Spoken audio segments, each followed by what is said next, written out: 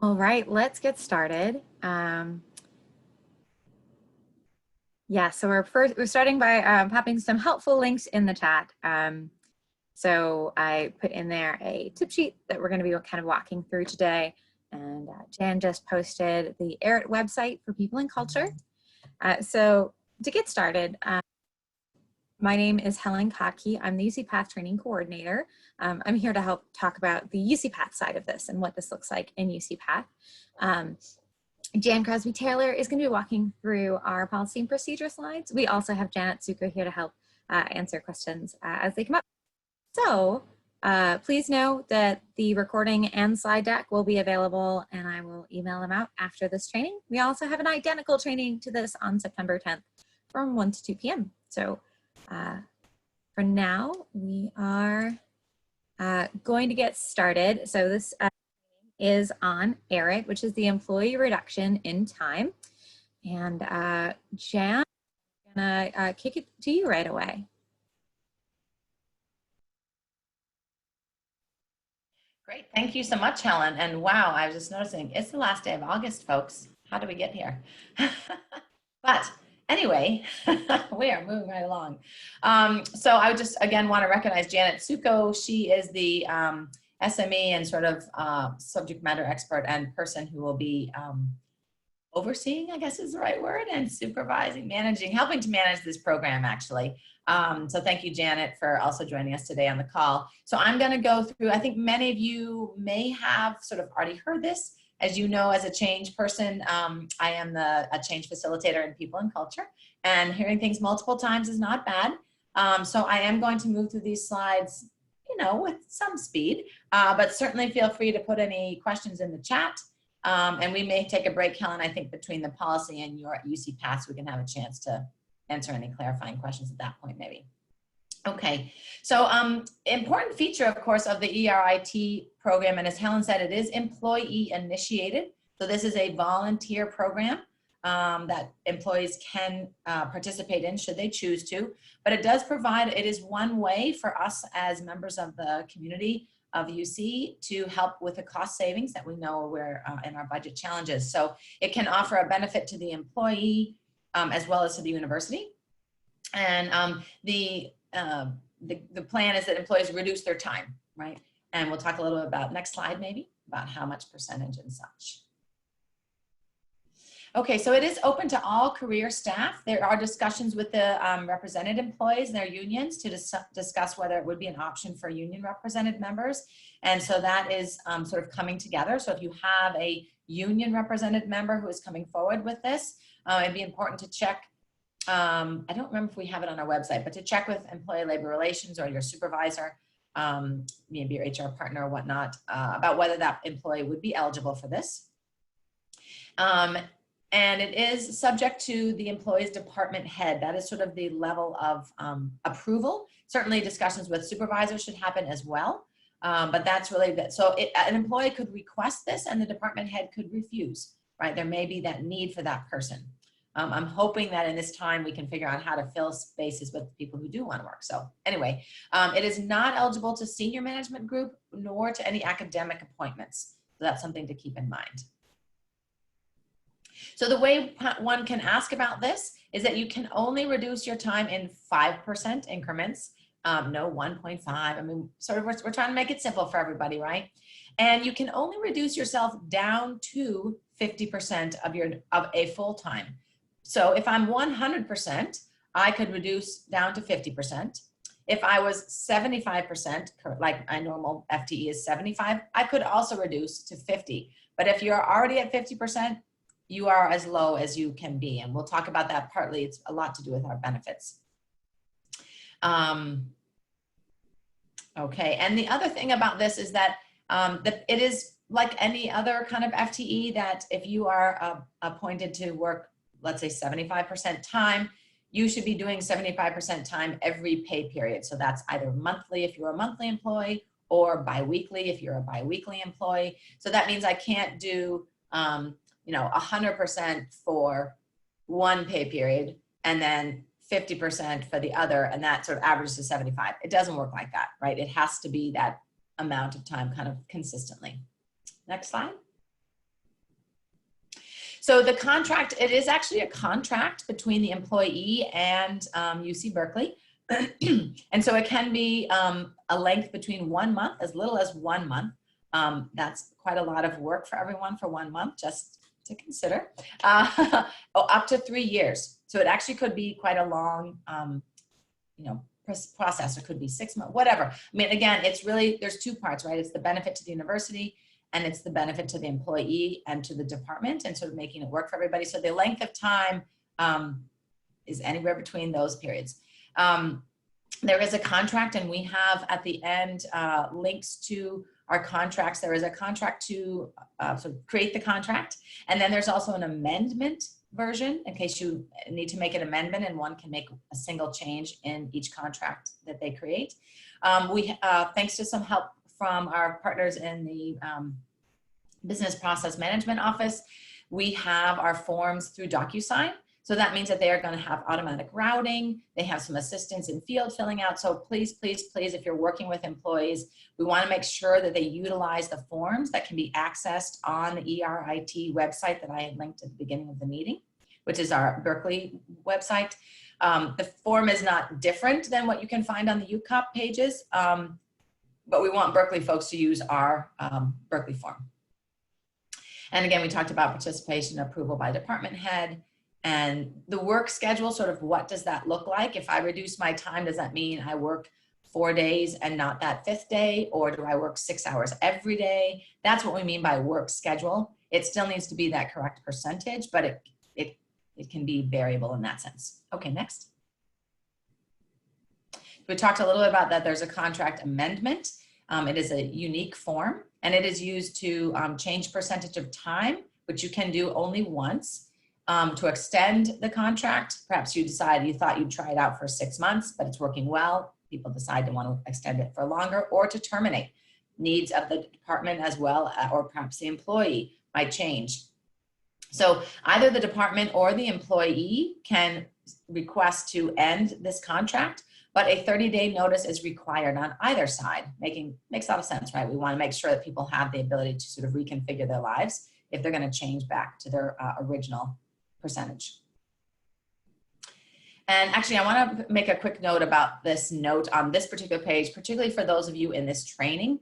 One of the things that is can be complicated for folks is that if you are an exempt employee and you're asking for this reduction, and the reduction in time reduces your salary below the exempt threshold, which happens to be 46,467, and we'll put that in some documentation. But anyways, if you fall below that monetary threshold, you are automatically become non-exempt. So I'm currently, let's say, an exempt employee. I go down to 50%, which reduces my salary to just below that threshold.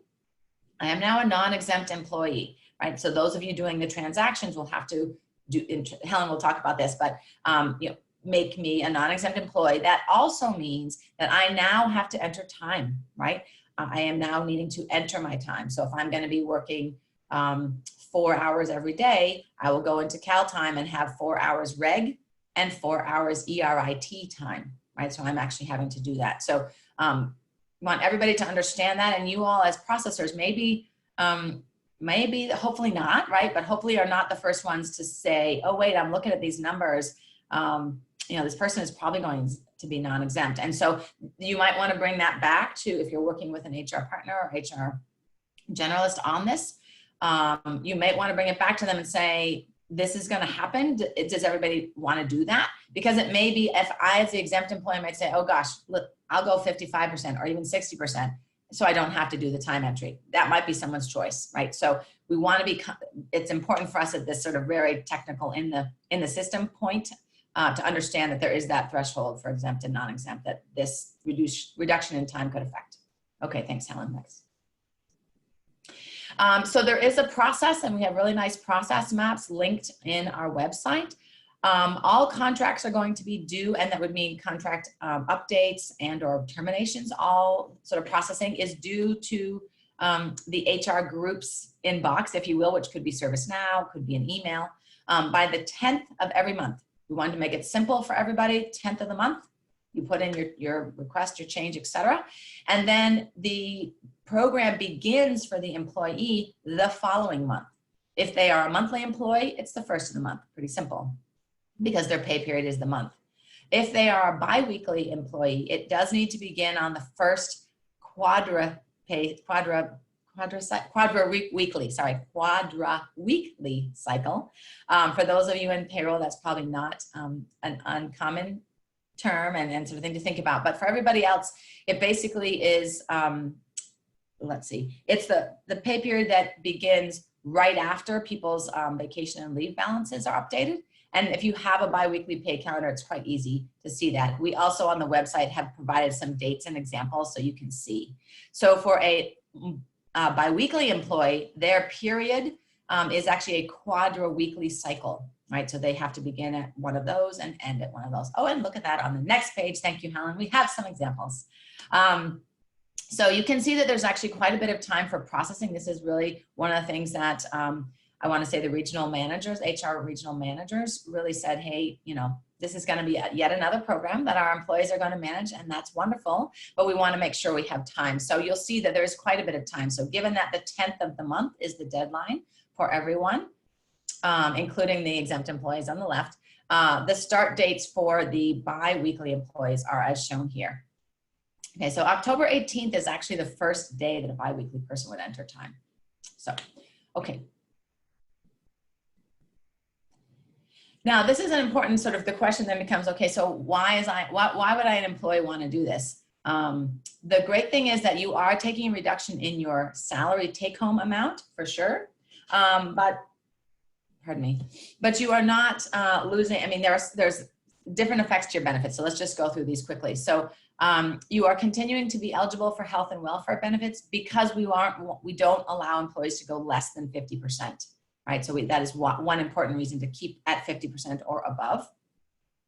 What is important to note though is that your UC retirement credit is based on your percentage. So you will actually, there is some change in that. For some employees, they've got lots of time, it's not a big deal. Or it may be something that somebody has a sort of long trajectory in their career still, it's fine. But it does affect your credits, okay? And you can see here the calculation is how it will be calculated there on the bottom. Your 403B or 457B, any of those contributions where you, and other kinds of deductions actually, where you take a percentage of your pay, that percentage is still going to be there. So if your pay is reduced, by definition, the percentage of that pay is less deduction. So for people who have those programs that they are hoping to get a particular dollar amount, they might need to change their percentage to achieve that dollar amount, or they might be fine and just leave it and allow less to go into those accounts. The great thing is your vacation and sick accrual are based on your accrual rate prior to the program. So if you were a 75% person now, you're on 75% of your vacation, you will continue to earn 75% of the vacation, even though you've gone down to 50% in your pay. Okay, so that's important. And holiday pay is proportional to the reduced time. So if I'm normally working 6 hours on a holiday, I will get 6 hours of holiday time. For exempt people, that's not particularly important. Okay, thank you. All right, thanks, Helen. Yeah, so we have one question that came in, and the question is, if a monthly employee wants to participate in September, is it too late for a September start date? Yes, so the program is beginning today, and so that's why, or tomorrow, I should say, as we were saying, it's August 31st. And so we are rolling it out, and people are learning and training, and we really are not, we would not be able to get somebody in to even be processed for that time, and we are not allowing retroactivity. So the first due date is September 10th, and the first begin date for an exempt employee is October. All right, any other questions before we move on to the process in UCPath?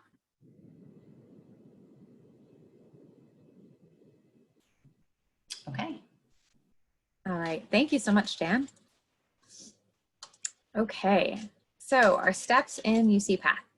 So the first step, once you get all the forms and you want to go in and enter, is you're going to enter the employee's initial reduction in time.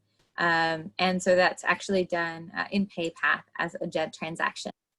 The next step that you're going to end up processing, so after you've entered the employee's initial reduction in time, and let's say their ERIT runs for as long as they wanted it to. So let's say they only wanted it for 1 month. There is a report called the R151 report, which we're going to talk about, and it'll tell us which employees are approaching their end date. This report can be run for every pay period to see what employees are their ERIT's going to be ending that pay period.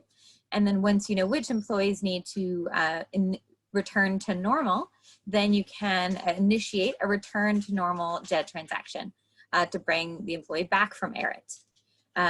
There is also the option to do every pay cycle a mass PayPath transaction, and this could return all the employees returning in that pay period back to reg distribution if you had quite a few of them. We are not going to be talking about how to do the mass PayPath today. So we're also not going to be talking about really how to transition someone from an exempt to non-exempt position. I can include a tip sheet on that on the transition from exempt to non-exempt in the email after this meeting that includes the recording and the slide deck. And as for mass PayPath transactions, we do have a class on that. So please feel free to email ucb.berkeley.edu for access to that class if that's something that you want to do but don't currently have access to. Two really important caveats here. Once ERIT is put in, an employee should continue to report their time based on the ERIT distribution. The other thing is, and you might see this in the UCPath help, is one of them references a future dated return to normal JED transaction. Please do not do this. It makes it impossible to make changes to the ERIT. So because of how PayPath is structured, if you enter a future dated row, you can make no changes. So please, please, please do not enter a future dated row. Just enter the employee's initial return to a reduction in time. Then at the end of the pay periods where an employee might be concluding their ERIT or returning to normal, run the R151 and bring those people back who need to be brought back during that pay period. All right, so how do you make adjustments after a submission? Well, so long as you did not put in a future dated row, there are a couple different ways that we can make changes. So we can, if someone puts in, so just again to clarify, someone can make one change to their ERIT contract. So here are we're gonna talk about 3 potential changes they could want to make. First one is if they want to change the percent time. So if someone says, you know, I said I wanted to go down to 50% time in ERIT, but I want to bump that up to 75% time. So to do that, you would just process that PayPath JED ERIT transaction, which we're going to walk through step by step in a moment, with the new effective date and the updated distributions percentages. So let's say in November 1st, there is, let's say on November 1st, they wanted to change up to the 75%, you would just put in the transaction again with the November 1st start date and the updated percentages. The second thing someone might want to change is they might want to push out the end date of their ERIT. So they might say, hey, I originally in my contract said I would do this for 3 months, but it's really working well for me, so I want to push this out for 6 months, and I'd like to do it for 6 months, or I want to do the whole 3 years. To do this, you would enter a new PayPath JED ERIT transaction for the same effective date of the original one. So what this is going to do is in PayPath, when you put in a transaction on the same day, it's going to have a higher effective sequence. And so you're basically kind of over that initial transaction to say that you want to have a further out end date. So the only thing you would change here is the end date So there's an ERIT end date field that we're going to talk about in a few minutes. And so that end date field would then have that new date, and that would override the initial end date. The last thing someone might want to do is they might want to return early from ERIT. For this, you can just enter a return to normal transaction for their newly requested effective date. So if this is their only change that they can make, this is where you can put in that return to normal for their requested date. You could also put in, do the same as to push out the date and just change the end date if it's far out. If they're still trying to stay on ERIT for another 6 months, you can definitely use the same method in the middle of adding in that another transaction for the original effective date of the contract with a new effective date. So, all right. So initiating this process in UCPath. So first, in UCPath, it's a pay path transaction. So you would navigate through the PeopleSoft menu, UC customizations, UC extensions to the pay path actions. And then this initial page with the pay path actions is going to have search criteria. You can use any of these search criteria to find your specific employee. I do recommend your employee record or your employee ID, just because that's such a specific way to identify an employee. Once you've entered your search criteria and click search, then it will populate your employee and you can select them. It'll take you initially to your position data page, but everything we want to change is on job data. So you're going to click the job data page. On this page, the first thing you're going to do is enter the effective date. So whatever date you would like the ERIT to start. And I believe in the policies, policy and procedure, this needs to be the beginning of a pay period. And so then you're going to enter for your action and action reason, the JED, so an earning distributions change. And your action reason is ERT, so it's the ERIT employee reduction in time. To find these, you can also use the magnifying glasses, and that will pull up your list of options. The next thing you want to really look at is the earnings distribution by type. The earning distribution by type should always be marked as by percent, because in our policy, we are allowing employees to change their distribution by percentage, a minimum of 5%, as Stan was mentioning earlier.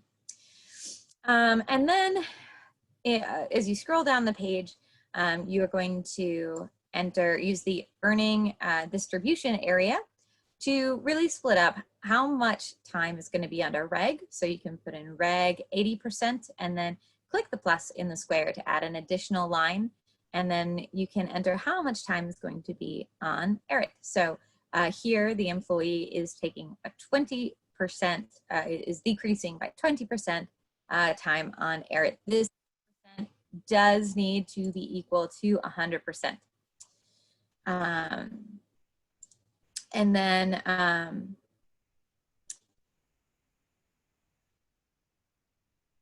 once you have done this, then enter an end date here.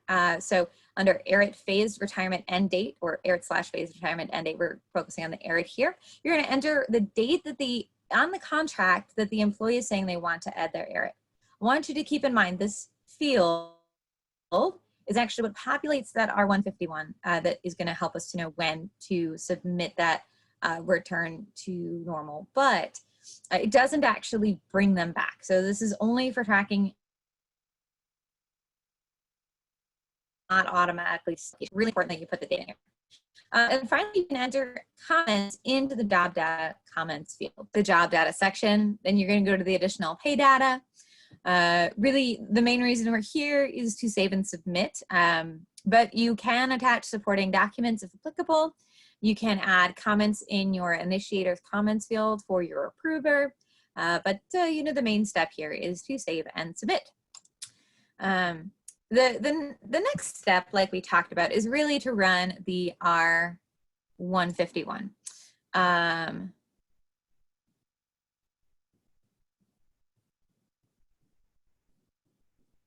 Yeah, thank you. I see the comment that being able to enter both rows at the same time, specifically related to ERIT. There would still be two separate transactions. One would be present dated, one would be future dated. We did test specifically with ERIT, and it does not work with ERIT. So please do not future date any rows with ERIT specifically. So with the R151, this is where you can go into quick links from UCPath, go to Cognos reports, select Berkeley from the list of different places that use Cognos. And then it's under team content here on the left, UCPath reporting, workforce administration reports, and then there's the R151. You can also just search for the R151, it'll come up. And there's the search right there. This is what the report looks like. You can really just select your specific department and filter this down as much as you would like. Really important thing here is your as of date, and then you can execute your report. This is going to give you a list of all of your employees that are going to be ending their ERIT for a specific pay period. And once you've determined which employees need to be returned based on that pay period, you can initiate your return to normal distribution. Again, you can do this as a math path, but we're going to walk through today how to process this for an individual employee. So for an individual employee, you're going to go to PayPath, the same area we were in before. You're going to use the same process for using the search criteria to find your specific employee. So enter their employee ID and click search. And then pretty similar, except instead, we're going to navigate to the job data tab, enter your effective date for when you want them to return to normal. Your action is going to be JED still, but your action reason is RET, which is return to normal hours of distribution. So in the previous one, this was ERT for ERIT, but here our action reason is different because we're returning to normal. And then scrolling down the page, you're going to change the earning distribution type to none. So before we had it as by percent. When you change the earning distribution type to none, this is actually going to clear your distribution section, which is fine. And you don't need to add any reg lines back in to say reg at 100%. By having no earnings distribution type, it just automatically processes everything as reg.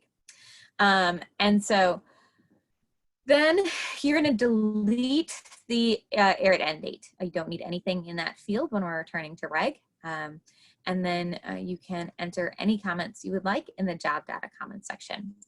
Then we're going to navigate again to the additional pay data tab, attach any supporting documents if applicable. You can add comments to your approver in the initiator comments field, and then click save and submit.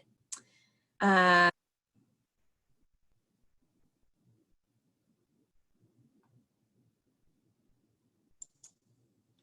right. All right. Yes. So I see Raymond has added a clarification in our chat. It is possible to future date. As I said, it is in one of the UCPath help walkthroughs. The struggle is that because the employees do have the option to change their contract once, it makes it difficult, and it is not recommended in case you do need to make a change to your ERIT percentage or your end date, because that would be an insertion to the job record between the current and history rows and the existing future dated row.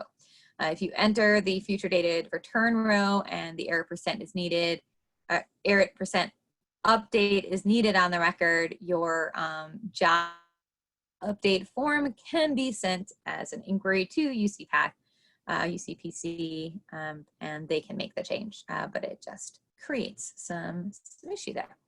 All right, so another question to clarify, the edit end date would need to be the end of the pay period, correct? Yes.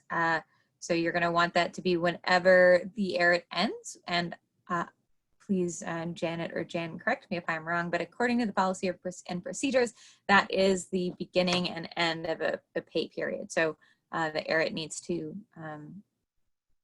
begin and end in that, like, so it begins in the beginning of the pay period and ends in the end of pay period. Right, and just to be clear there, Helen, so the monthly is obvious, beginning of the month, end of the month. Yeah. Bi-weekly, it is the quadra-weekly cycle. begin and end. Yeah. Yes, thank you. All right, and then the effective date of the return would be the day after. So,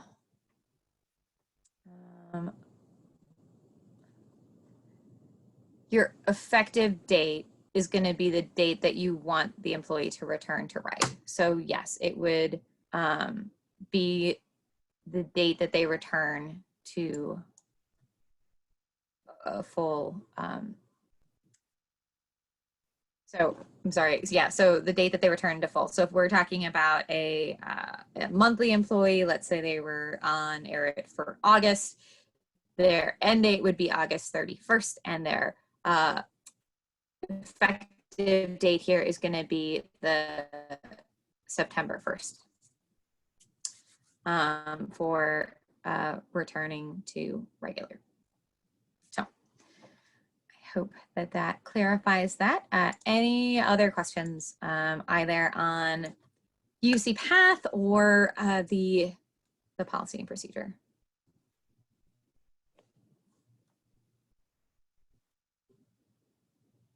Okay, I do have one more slide for you, and that is just links to information. Sorry, we do need to add 2 links here to DocuSign form, so we'll add those before that we send this out. But we do have links to the ERIT page, which was in the chat. There is a specific tip sheet, which was in the chat earlier, and I can re-put it in there. And oh, that's still people. Okay, so with that, I will email it with the slide deck. So we've got a UCPath tip sheet that walks through everything we walked through today. There are also 2 UPKs, the UCPath help scenarios that can help you here. There's initiate job earnings distribution pay path transaction for staff, and then there's also an initiate return to normal JED distribution pay path transaction. So both of those are available.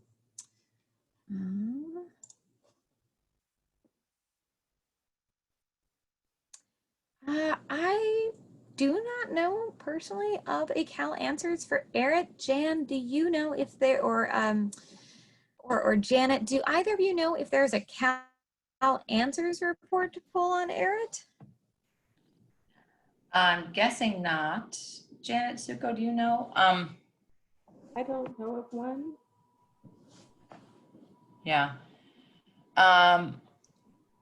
There's certainly end date report. There's data about people's end dates, but I believe that's their position as opposed to something like a JED transition. But thank you, Crystal.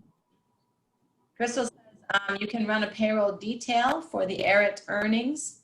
That's a post payroll confirm. So the data, so not through ERIT specifically, but you can see it through Cal Answers reports that look at earn codes. I believe I'm saying that correctly, right, Crystal?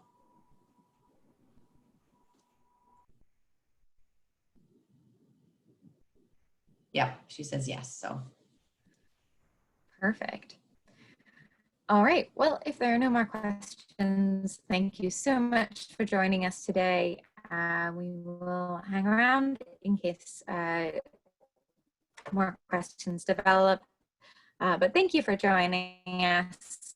We will be sending out the recording if it's still intact, and but definitely the slide deck and the resources. We also have the identical training November 10th from 1 to 2 p.m. So thank you all for joining. Oh, sorry, one question, Helen, has come up, which I think is a good one. That's somebody asked, who is responsible for communicating with the employee about recording ERIT time in CalTime? And that would be whoever, the same person who would normally communicate with employees about time. So sometimes that's a business partner, sometimes that's the payroll team, sometimes, so it kind of would depend there. The CalTime website will be updated with the code. So it's extremely simple. The key is, and thank you, Crystal, she just put the link into the chat with the information and sort of how to do it. So there are instructions for people in CalTime, but it would be, the supervisor / HR person in how they're doing that. Again, only for non-exempts who are entering their time, of course. Actually, one of the things, speaking of time, for somebody, so let's say an exempt employee, a monthly employee who is on, is going to take a vacation, is on ERIT, is on ERIT, and then takes a vacation day. The amount of vacation they are to enter is the number of hours they would have worked that day. So for example, I'm working 6 hours every day with my ERIT program, and I take Monday as a vacation day. I'm going to put in 6 hours of vacation, right? So that's sort of an important reminder for people, although, yeah. And I believe, Crystal, that's also as part of the time entry information that you are providing on the CalTime websites. Is that correct? Yes, she says. Great.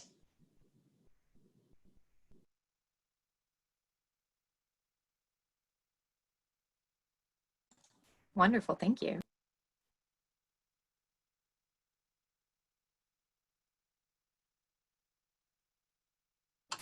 All right, well, thank you, everyone. I hope you have a great Thanks, Ellen. Thanks.